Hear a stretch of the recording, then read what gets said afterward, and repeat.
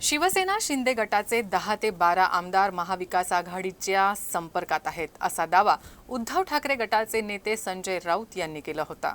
यावर केंद्रीय राज्यमंत्री प्रतापराव जाधव यांनी प्रतिक्रिया दिली आहे। येत्या काळामध्ये महाविकास आघाडीमधील आमदार खासदार हे पक्ष सोडून जाऊ नये यासाठी अशा वल्गना केल्या जात असल्याचं प्रतापराव जाधवही म्हणाले। मंत्रिपदाचा पदभार घेतल्यानंतर ते पहिल्यांदा पत्रकारांशी बोलत होते। हे बघा, आज एनडीएचं सरकार पूर्ण बहुमतानं केंद्रामध्ये स्थापन झालेलं आहे।